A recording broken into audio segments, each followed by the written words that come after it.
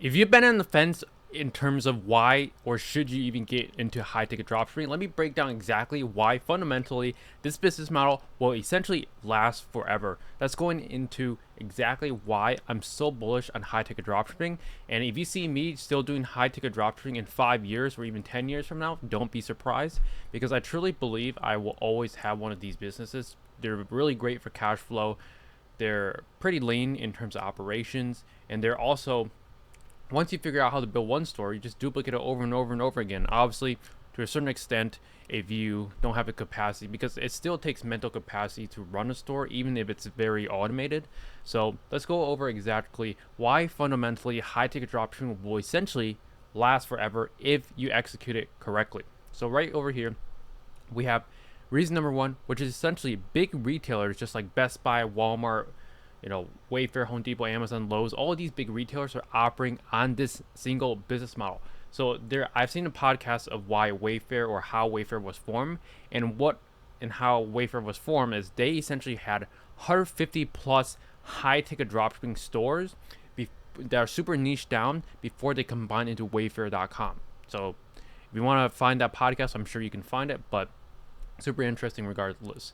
So fundamentally, it does not make sense to stock millions of inventory of expensive products like saunas, massage chairs, fireplaces. These are 5,000, 8,000. These can be upwards of 10,000, and these could be a couple thousand or even more depending on the model. These are very high ticket products, and if you have to stock these, you would have to buy tens and hundreds of them at a single time. And if each unit is 5,000, you have to have a $500,000 of inventory of just one unit. And just because buying that inventory up front, you don't know if it will sell. If you were Amazon or one of these big retailers, you might be able to assume with your data that it might sell, but you don't know until you actually have the $500,000 in inventory of just saunas. And if it doesn't sell, well, you're stuck. You have to pay storage fees, employees, and all this overhead expenses. Not does it only suck because it takes a lot of room for inventory, but the business that drop ships instead of holding inventory will always have a leaner operation. When you don't have to manage inventory and worry about your logistics, and just have someone else, your partner in high ticket dropshipping, which is your supplier, solve that issue, then all you need to focus on is customer service and marketing, which is ultimately probably the more fun part. Marketing, I'm sure once you kind of run the business, you'll find marketing pretty fun. That's creating content, that's doing Google ads, all that stuff. It doesn't, so that doesn't mean that there are no pros to carrying inventory, because there are absolutely pros. Otherwise, there would be no points of retailers carrying inventory. And the pros are just a little bit faster shipping times. The suppliers are working with the high ticket dropshipping business model, which is going to be USA suppliers, and then we're selling in the US. It's going to be very fast shipping times anyways. The only perk of buying inventory is you might get a better deal because you're buying in bulk from your manufacturer, and the fact that you could private label, you could white label, you could do custom designs and all that stuff. But for a beginner that's limited capital, meaning less than $100,000 in their bank account at this current moment, dropshipping is the way to go. So hopefully I kind of explained dropshipping from the supplier to the customer is a straight line. Why would you, the manufacturer, add extra step? The supplier will have to ship to you, so you're going to eat the shipping costs, and the shipping costs that you might have saved by buying the inventory in bulk, you have to ship it to the customer as well. So at the end of the day, with high ticket, if there was no downsides to dropshipping from your supplier, and all the suppliers are perfect, there essentially would be no perk of even buying inventory up front. This is you, the retailer. This is the customer. The supplier, if you buy in bulk, has to ship to you, and then you have to ship to the customer. That's 2 times where you're getting eat with shipping costs. You don't want to do that. You're just wasting money.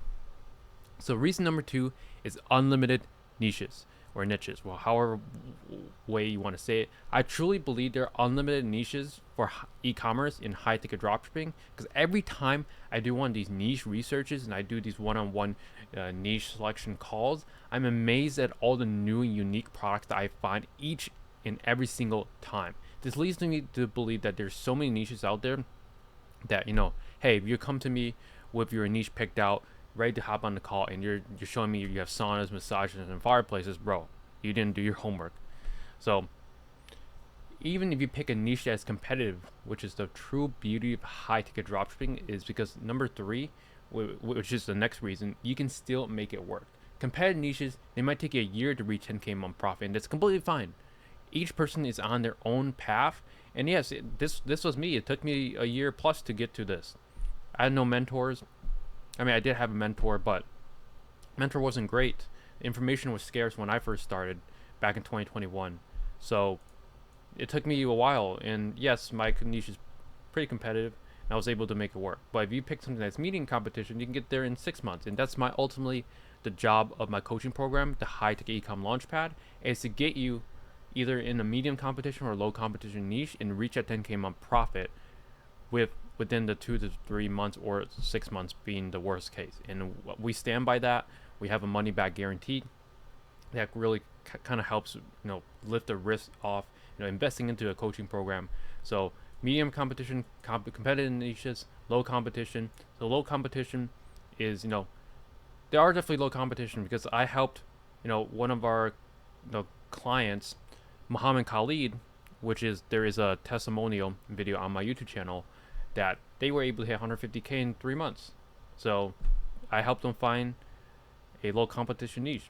So definitely all possible. It doesn't matter, but I'm sure you want to get the 10K a month profit as fast as possible. Even I do. If I'm starting a high ticket dropshipping store, I would not pick a competitive niche, because ultimately we're humans, we're lazy, we want to get to the result as fast as possible, and there's nothing wrong with that. I would essentially always want to get to 10K a month profit as fast as possible. But the thing is, most people that end up picking a competitive niche, right? Make sure you understand this. Most people that pick a competitive niche never stick it through and end up giving up. I've seen it so many times. Even people that invest into courses and coaching programs, at the end of the day, if you're there to hold someone through the whole journey and they give up, what can you do? You can motivate them, but if they're just not interested anymore in running the business, there's not much you can do. So that's the reality. I'm being honest with you guys. That's what I see with some people that even that join a coaching program, is they get pretty far, and I help them find a medium or low competition niche. But if they're not putting the reps, calling suppliers, just constantly improving their ads, then they're not gonna make it. And if they give up, and I try everything I can do to get them to not give up, and they still give up, then there's not much I can do from there. So hopefully the rant is over. So most people that pick a competitive niche, it's very unfortunate that they just give up, never stick it through. It's just because high competition niches, they take more effort to actually crack. This business model works. Me and my business partner currently run 4 active stores right now, and we had upwards of 6 at one point. Each of them were all profitable. So I really want to emphasize on that. Any niche, there's competitive niches, medium competition niches, and even low competition niches. All of them were profitable. And reason number 3 why fundamentally high ticket dropshipping will always work is you can pivot until you see success. This is assuming you don't pick a store that is super niche down, like my sauna stones, or I don't know, like standingtestdirect.com, where you can only sell that single product. It would be pinned down too much. So that's why you want to have a niche, what I call into the program, like a level 2 niche store, which is essentially a store that's not selling the exact product, but a niche. Like, for example, if you're selling office desks, the next step up would be like office, and the next step up would be furniture, and then the next step up would be like Amazon type store. You don't want an Amazon type store or a furniture store. You want like an office theme store that's niche down the perfect way. One unique mechanism of this business model is that there's always solutions to every single problem. And if you're not seeing sales, it's something wrong with your website, your ads, your sales process, or your supplier. And one of these 4 reasons, or one of these 4 areas, you need to improve to see sales. And if the results are where you want them to be, or they're not where you want them to be, then it's simply because you're lacking in one of those 4 areas, and you need to improve either your website, your ads, your sales process, or your suppliers.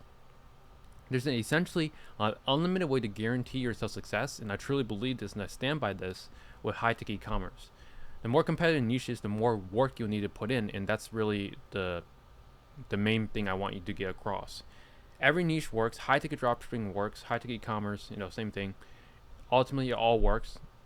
But if you pick a competitive niche, you have to do more of offer creation, product optimization, shopping ad optimization, product page optimization, etc. Lots of stuff. Back end, sales process, lots of stuff that you just have to nail to beat your competitors. Because you know why your competitors are making more sales than you? They have an unfair advantage that they have that you don't have. So that's essentially how to make your brands and products sell well for your stores. Just work on these and work on these if you're not seeing sales. And the last reason, and this is maybe not a reason specifically for high ticket dropshipping, but just business in general, is reason number 4 is business is only saturated, or high ticket dropshipping is only saturated for unskilled entrepreneurs. And what do I mean by this? This does not mean that if you suck, you can't make this work, but it may be a reason just for high ticket dropshipping, but I believe there's never such thing as saturation. There'll always be the best in any industry. I wouldn't say I'm the best in the industry. That would be a far-fetched lie. There are people been in industry, obviously the owners of like Wayfair and all these big box retailers have been doing this business for years, way longer. They're the leaders in the industry. And if we can relate this to real estate, even if you don't know anything about real estate, you see, this is a stat. 10% of the agents make up 80% of the revenue, and 90% of the agents are just scrapping by. And that's really the reality. The best agents are making up a ton of the real estate revenue, and the 90% of the agents are just average or barely scrapping by. And this is pretty much how I view competition.